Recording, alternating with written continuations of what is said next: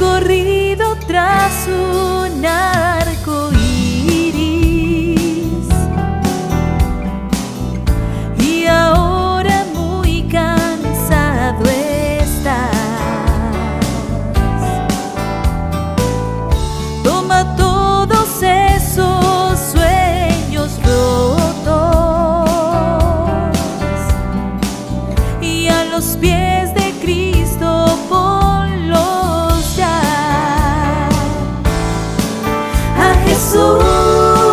A Jesús, entrega todo, sueños rotos y heridas del corazón. A Jesús, entrega todo y la tristeza en gozo cambiará.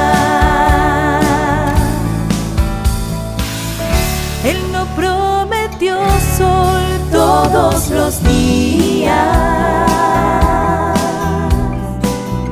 Sé que a veces viene la tormenta, pero nos ofrece un corazón nuevo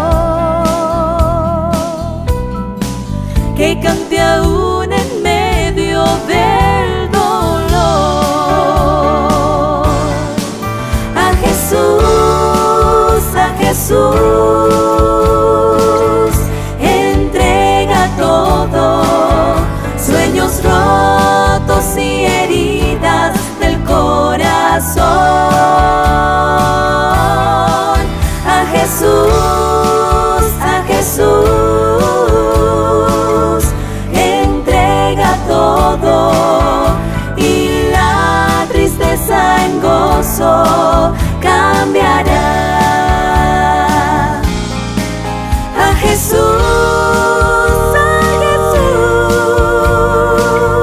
entrega todo, sueños rotos y heridas del corazón. A Jesús,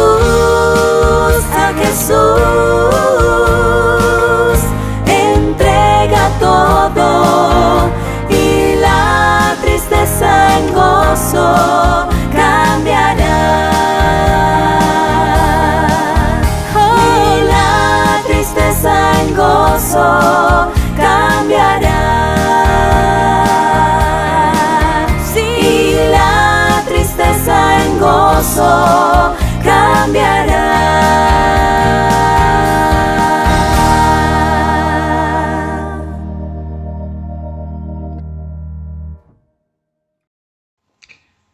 ¿Qué tal? ¿Cómo está? Otra vez juntos para compartir la palabra de Dios. Estamos considerando unos temas muy importantes para la vida cristiana. Bueno, posiblemente para algunos cristianos modernos les parecería que tocar asuntos como el que estamos siguiendo en el libro del Éxodo, en este caso particular el tabernáculo, acontecimientos tan antiguos, tal vez fuera de nuestra época, es algo que dirían poco práctico y hasta casi obsoleto.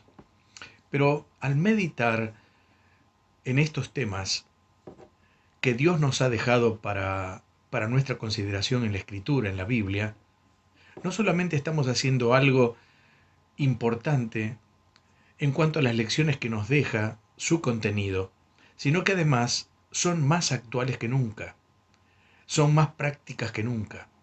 Necesitamos escudriñar la Escritura, la palabra, toda la palabra, y poder interpretar su hondo contenido, porque cada parte de ella contiene enseñanzas necesarias para nuestra vida como creyentes. Es cierto que hoy ya no hay tabernáculo, tampoco hay sacerdotes ni sacrificios levíticos, pero hay sacerdotes cristianos, y hay servicio, y hay adoración. Y entonces la palabra de Dios tiene algo importante para decirnos. El tema de hoy es la consagración de los sacerdotes. ¿Qué es un sacerdote en el culto levítico en Israel? La palabra sacerdote en latín significa alguien que hace algo o que ministra algo o cosas sagradas. Pero el sentido del término en hebreo es un mediador, un pontífice. La última palabra, pontífice, significa exactamente un hacedor de puentes, un constructor de puentes. Indica justamente la tarea del sacerdote, mediar entre Dios y los hombres, o unir con un puente esa separación que hay entre Dios y los hombres. Los sacerdotes en el culto levítico pertenecían justamente a la tribu de Leví, que era una tribu dedicada totalmente al culto a Dios y por ello no tenían ninguna herencia física en la tierra de Israel. Ellos pertenecían a Dios. Había un sumo sacerdote, Aarón, y luego por herencia sus hijos, Eleazar, Itamar, Sadoc, etc. Era el único que una vez al año podía entrar en el lugar santísimo, la parte más interna del tabernáculo, para ofrecer allí el sacrificio sobre el propiciatorio llamado el día de la expiación, lo que hoy llaman los judíos el día del perdón. Esa ceremonia está detallada en el libro de Levítico, el capítulo 16. Había varios sacerdotes también, hijos y descendientes de Aarón. Ellos se dedicaban a ofrecer los sacrificios en el altar de bronce, en el atrio, también llamado el altar del holocausto, y luego, pasando por el lavacro, entrar a oficiar en el lugar santo. Los levitas, además, era un grupo de hombres de la tribu de Leví, por supuesto, que eran descendientes de Leví, pero que no ofrecían sacrificios, sino que se ocupaban del servicio, cuidado y transporte del tabernáculo y también de la música, del canto en el templo y otras tareas también concernientes a ese lugar, a ese santuario de Dios. ¿Cuáles eran las funciones de los sacerdotes? Voy a leer en Hebreos capítulo 5, versículos 1 al 3, que dice muy claramente cuáles eran las funciones particularmente del sumo sacerdote, pero también de los sacerdotes. Dice, porque todo sumo sacerdote tomado de entre los hombres es constituido a favor de los hombres, en lo que a Dios se refiere, para que presente ofrendas y sacrificios por los pecados, para que se muestre paciente con los ignorantes y extraviados, puesto que él también está rodeado de debilidad, y por causa de ella debe ofrecer por los pecados tanto por sí mismo como también por el pueblo. Aquí habla específicamente del sumo sacerdote, pero salvo por el ingreso al lugar santísimo reservado, como dijimos, solo para él, en general los sacerdotes tenían como función esto que leímos. En primer lugar, ser mediadores. Dijimos esto, que era parte de, digamos, el significado de su nombre. Hebreos capítulo 5 y verso 1 que leímos, dice, constituido a favor de los hombres. En realidad, el sacerdote era el que llevaba los hombres a Dios. La segunda cosa era presentar ofrendas y sacrificios. En ese mismo versículo lo dice exactamente así. Ser pacientes en tercer lugar. Los versículos que leímos, dice el verso 2, que se muestre paciente con los ignorantes y extraviados. En cuarto lugar, consultar a Dios. Hay varios lugares donde en algunos asuntos específicos y por medio de esas piedras que tenían en el efod, en el bolsillo del efod, el Urim y el Tumim, podían consultar específicamente a Dios en este tiempo del antiguo pacto. También tenían que interpretar la ley. La interpretación de la ley y su enseñanza al pueblo, lo dice así Malaquías capítulo 12, versículo 7, porque los labios del sacerdote han de guardar la sabiduría, y de su boca el pueblo buscará la ley, porque mensajero es de Jehová de los ejércitos. Así que ser mediadores, presentar ofrendas y sacrificios, ser pacientes, consultar a Dios, interpretar la ley. ¿De qué son figura el sumo sacerdote y los sacerdotes? En primer lugar, de Cristo, nuestro sumo sacerdote. Hebreos 8, versículos 1 y 2 dicen así. Ahora bien, el punto principal de lo que venimos diciendo es que tenemos tal sumo sacerdote, el cual se sentó a la diestra del trono de la majestad en los cielos, ministro del santuario y de aquel verdadero tabernáculo que levantó el Señor y no el hombre. Agrega en Hebreos 7:26, porque tal sumo sacerdote nos convenía, santo, inocente, sin mancha, apartado de los pecadores y hecho más sublime que los cielos, que no tiene necesidad cada día, como aquellos sumos sacerdotes, de ofrecer primero sacrificios por sus propios pecados y luego por los del pueblo, porque esto lo hizo una vez y para siempre, ofreciéndose a sí mismo. Porque la ley constituye sumos sacerdotes a débiles hombres, pero la palabra del juramento, posterior a la ley, al Hijo de Dios, hecho perfecto para siempre. Cristo no es un sacerdote de la dinastía levítica. Él nació en la tribu de Judá, lo sabemos.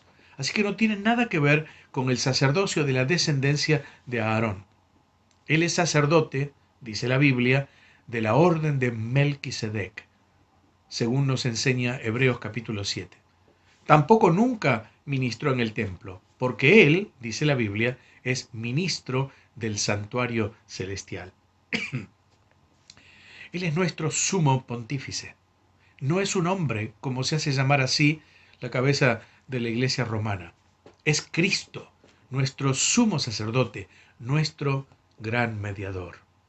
Dice Hebreos capítulo 7, versículo 23, y los otros sacerdotes, se refiere por supuesto a los descendientes de Aarón, llegaron a ser muchos, debido a que por morir no podían continuar.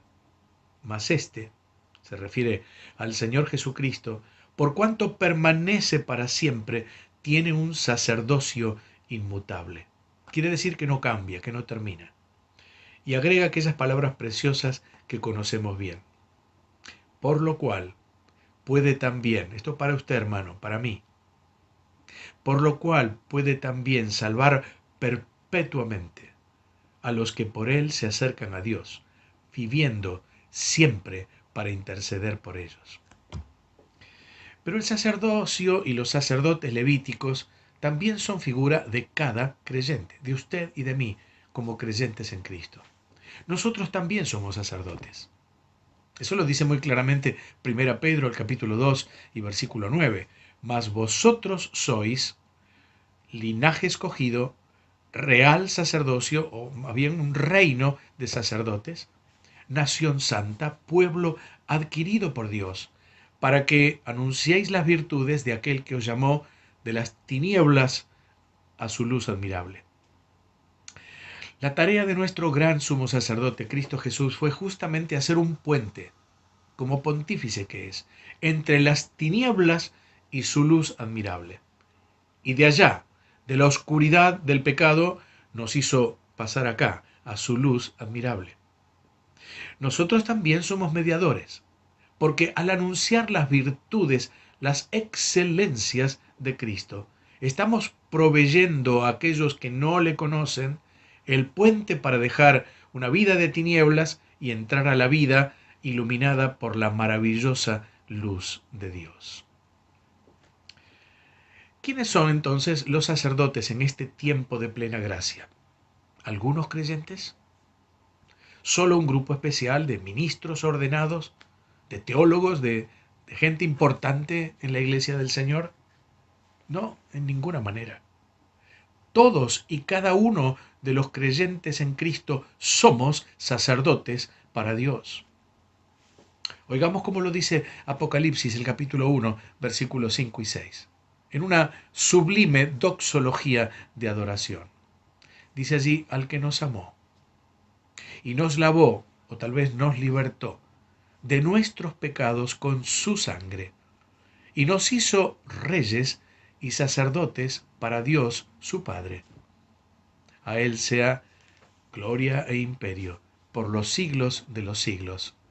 Amén. La Iglesia romana y aún otros grupos evangélicos distinguen entre clero, aquellos ministros ordenados por alguna iglesia, por alguna institución, y los laicos, es decir, el resto de la membresía. El Nuevo Testamento no habla nada sobre esto. No hay distinción alguna. Cada creyente, todo creyente es un sacerdote. No hay distinción entre varón y mujer para la adoración, para el servicio para Dios, para el sacrificio espiritual. Todos somos sacerdotes. Se llama así el sacerdocio universal. Fíjese, primera Pedro capítulo 2 y verso 5, y Pedro no está hablando solo para los ancianos de la iglesia o para algún grupo especial de hombres ordenados, de clero, nada de esto. Está hablando para todos los creyentes en general y les dice, vosotros también, como piedras vivas, sed edificados como casa espiritual y sacerdocio santo, para ofrecer sacrificios espirituales aceptables a Dios por medio de Jesucristo. Y entonces llegamos a nuestro capítulo, el capítulo 29 del Éxodo, digo bien, repetido en Levítico, el capítulo 8. Y es la consagración de los sacerdotes. Era una ceremonia que se celebró al inaugurar el tabernáculo y se repetía cada vez que los sacerdotes eran designados para ejercer en ese santuario y después también en el templo el servicio de sacerdocio. Constaba de varias instancias. Primero, Moisés lo hacía con el sumo sacerdote Aarón y luego con sus hijos, los sacerdotes. Fíjese, eran en primer lugar escogidos. Como vimos, no cualquiera podía oficiar como sacerdote en aquel tiempo. Correspondía solo a los descendientes de la tribu de Leví, de la casa de Aarón. La segunda cosa, que eran lavados. En Éxodo 29:4 dice, llevarás a Aarón y a sus hijos a la puerta del tabernáculo de reunión y los lavarás con agua. Era un rito de purificación para ejercer un servicio tan santo como era el sacerdocio. En tercer lugar, eran vestidos. En Éxodo 29:5-6 dice, y tomarás las vestiduras y vestirás a Aarón la túnica, el manto del efod y el pectoral, y le ceñirás con el cinto del efod y pondrás la mitra sobre su cabeza y sobre la mitra pondrás la diadema santa. Versículos 8 y 9 dice, y harás que se acerquen sus hijos y les vestirás con las túnicas y les ceñirás el cinto a Aarón y a sus hijos y les atarás las tiaras y tendrán el sacerdocio por derecho perpetuo. Así consagrarás a Aarón y a sus hijos. Ya hemos visto en el último estudio la descripción y el significado tan precioso y tan típico de las exquisitas vestiduras del sumo sacerdote. Luego, por supuesto, más modestas para el resto de los sacerdotes. La cuarta cosa era que eran ungidos. Leo Éxodo 29:7. Luego tomarás el aceite de la unción y lo derramarás sobre su cabeza y le ungirás. ¿Qué era la unción? La unción significaba la aprobación divina sobre ellos. Y era una figura de la presencia del Espíritu Santo en sus vidas y en su ministerio.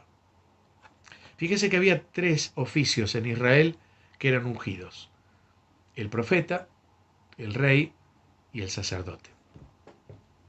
En quinto lugar, eran consagrados.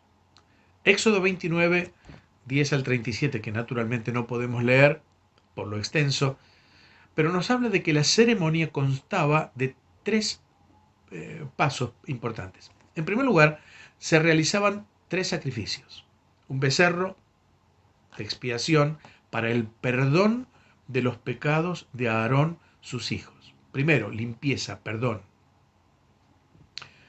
En segundo lugar, un carnero para el holocausto, totalmente quemado para Dios. Y en tercer lugar, el carnero de la consagración, como una ofrenda de paz dada al Señor. Con este último había una ceremonia especial. Se untaba con la sangre el lóbulo de la oreja derecha, el pulgar de la mano derecha y el pulgar del pie derecho. Luego venía la consagración propiamente dicha, una ofrenda que se entregaba con las manos llenas.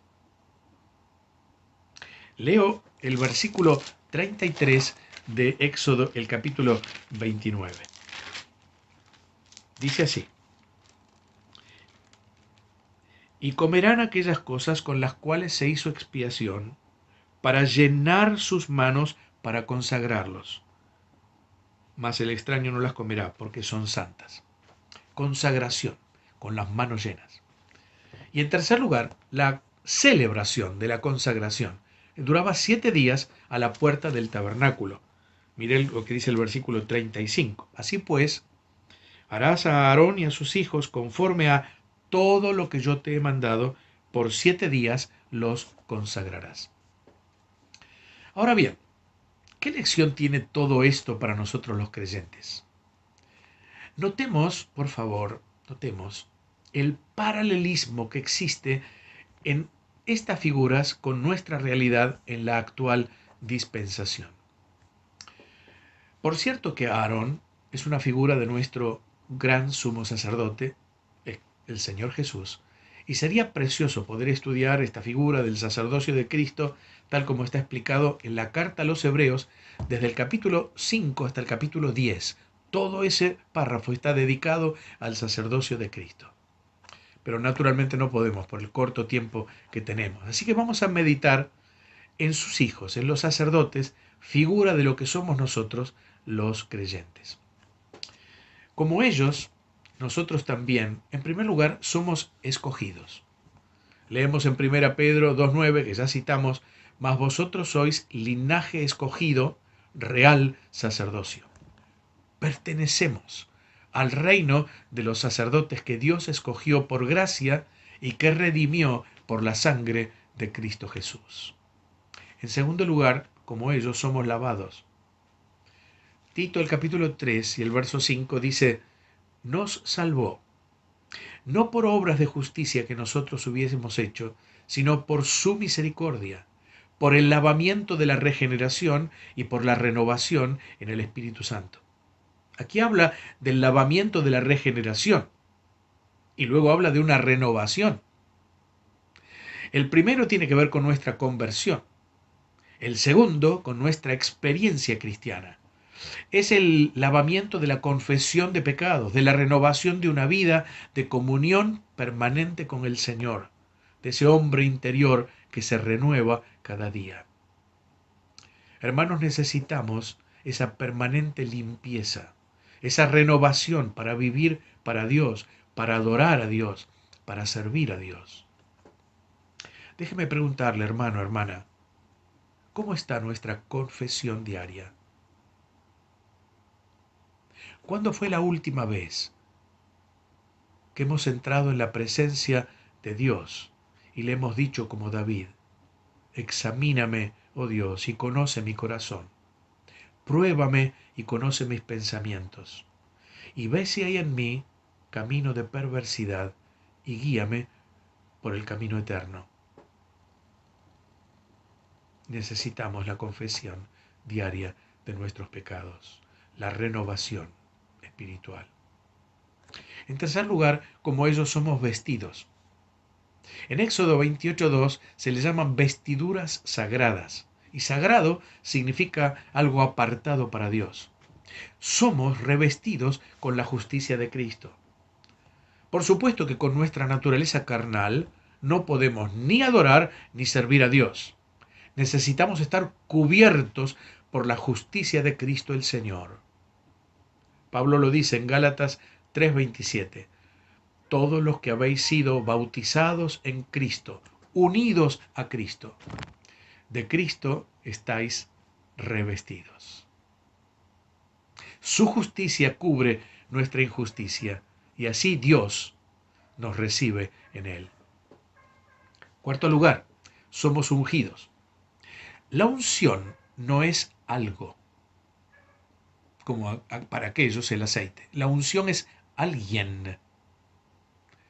En Tito leemos que Dios derramó en nosotros abundantemente, y habla del Espíritu Santo, por Jesucristo nuestro Salvador. En 1 Juan capítulo 2 y versículo 20 dice: vosotros tenéis la unción del Santo. Y en el versículo 27 dice: pero la unción que vosotros recibisteis de Él, el Espíritu Santo, de eso se refiere, de Él se refiere, de esa persona gloriosa. Así que ese ungimiento significa pertenencia, pertenecemos a Dios. Significa la presencia del Espíritu Santo en nuestras vidas, en nuestro cuerpo, que es su templo. Y también el poder que necesitamos, esa capacidad para poder adorarle y para poder servirle.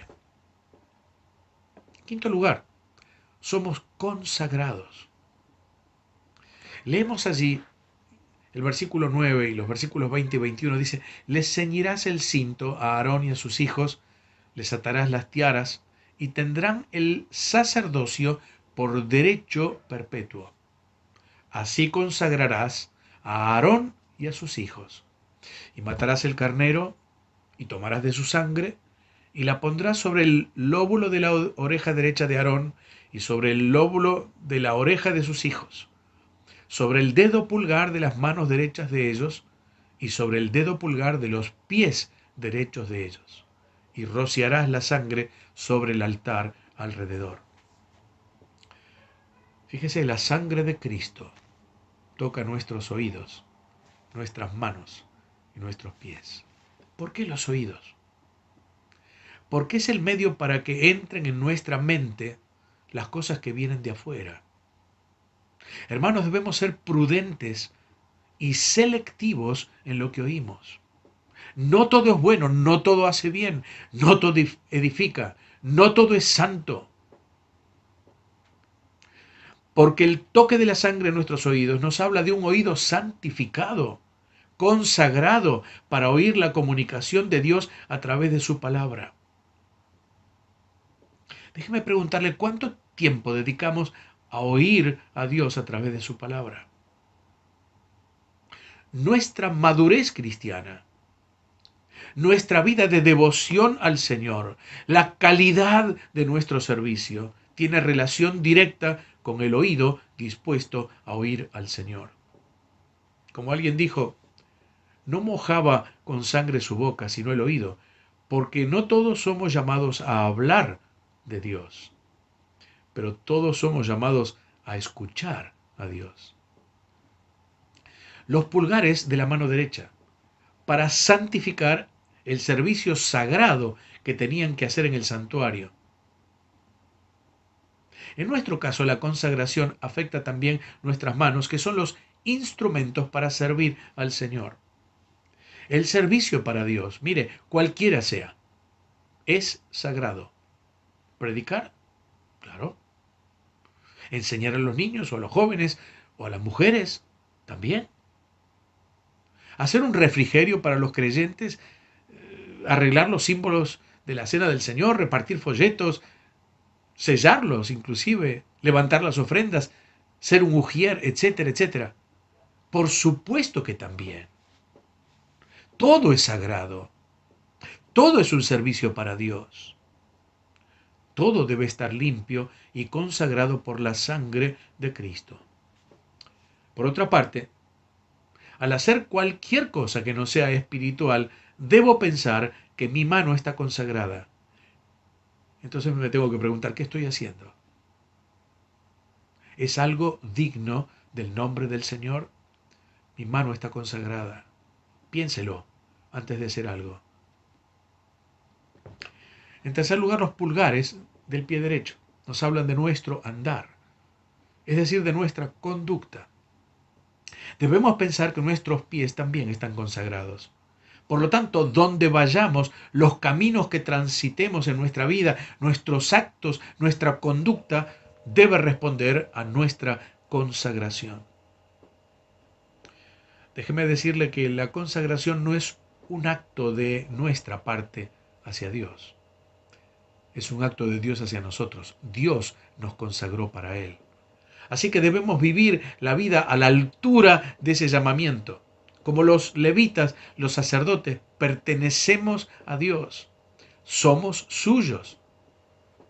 Fuimos comprados a precio de sangre. Por lo tanto, mi ser le pertenece a Él. Su ser le pertenece a Dios. Y debemos vivir dedicados a Él. No porque solamente nos dediquemos a labores espirituales.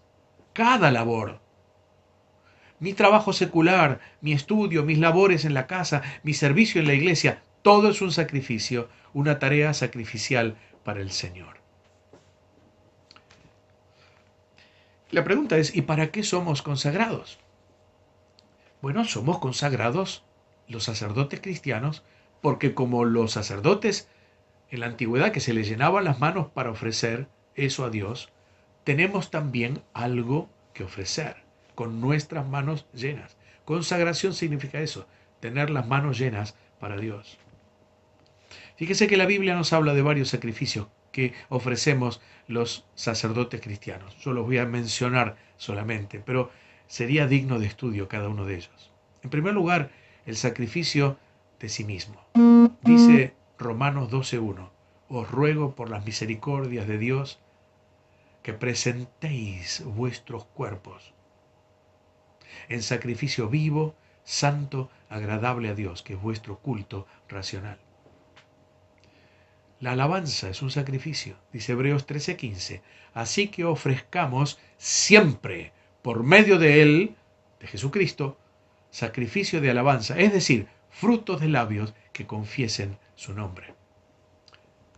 El hacer bien y la ayuda mutua es un sacrificio espiritual. Dice Hebreos 13:15, 16. Y de hacer bien y de la ayuda mutua, no os olvidéis, porque de tales sacrificios se agrada a Dios. La ofrenda material es un sacrificio, ofrenda de dinero. Filipenses 4:8 llama a la ofrenda material de los creyentes igual que la ofrenda de Cristo. En Efesios capítulo 5 y verso 2. Olor fragante, sacrificio acepto, agradable a Dios por medio de Jesucristo. La oración es un sacrificio. Apocalipsis capítulo 5 y verso 8 se mencionan las oraciones de los santos como un incienso que sube a la presencia de Dios. Y fíjese, particularmente es un sacrificio, al igual que los sacerdotes de la antigüedad, la oración intercesora, el orar unos por otros. El servicio para el Señor es un sacrificio. Filipenses 2:17, Pablo habla de su trabajo para el Señor y dice, aunque sea derramado en libación, una ofrenda líquida, sobre el sacrificio y servicio de vuestra fe, me gozo y me regocijo con todos vosotros. Y finalmente menciono la enseñanza de la palabra.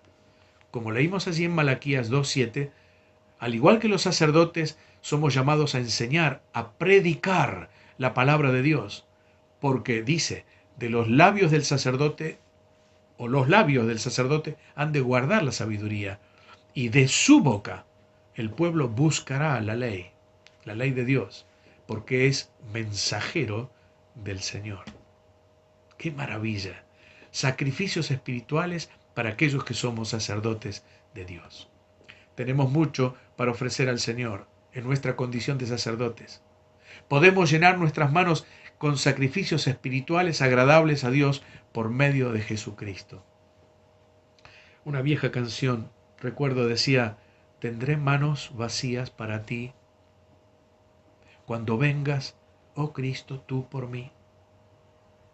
Cada día ayúdame, y así tu amor proclamaré, y con gozo mis manos llenaré. Finalmente, como aquellos sacerdotes estaban 7 días celebrando su consagración juntos a la puerta del tabernáculo, para nosotros también servir al Señor es una celebración en comunión unos con otros. Extrañamos el tiempo cuando estemos juntos otra vez. Dios nos permite hacerlo pronto, para servir al Señor, para adorar al Señor juntos, elevando a Dios el sacrificio espiritual en el nombre del Señor. Que el Señor nos ayude a apreciar, a valorar esta distinguida posición a la cual hemos sido llamados, ser sacerdotes para Dios. Y hermano querida, hermana querida, con santidad, con dedicación, con gozo, podamos ejercer este precioso oficio para adorarle, para servirle, para ser mediador hacia otros, de modo que puedan salir de las tinieblas y venir a la luz admirable del Señor, al reino de su amado Hijo, el Señor Jesucristo. Que a Él sea toda la gloria y para nosotros su más rica bendición. Amén. Sobre todo poder y rey, sobre toda humanidad de ley, sobre todo lo creado por tu mano. Tú inventaste todo, mi Señor. Sobre todo reino y nación, y maravillas que el mundo conoció. Sobre toda riqueza y esplendor, nada se compara a ti, mi Dios. En la cruz moriste por amor, no bastó dolor y humillación como flor que alguien pisoteó. Quedaste tú y fue por mí, por amor.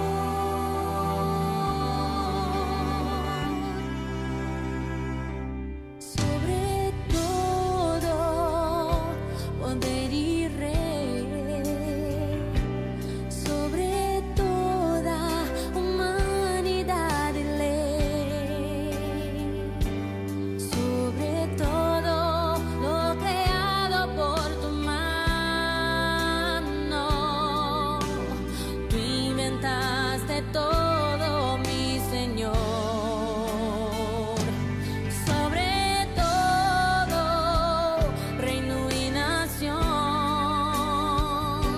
y maravillas que el mundo conoció.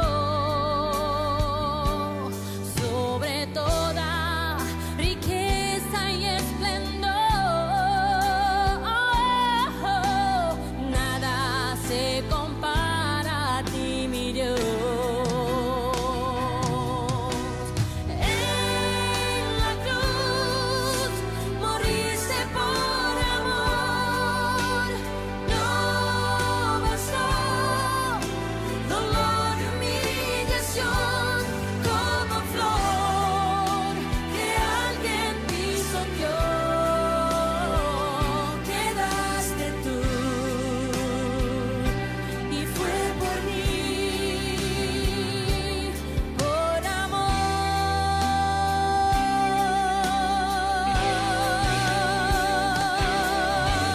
En la cruz moriste por amor, no bastó dolor y humillación como flor que alguien pisoteó.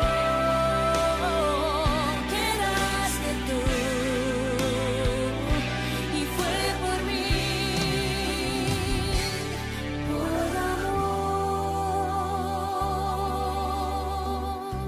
Así quedaste tú y fue por mí.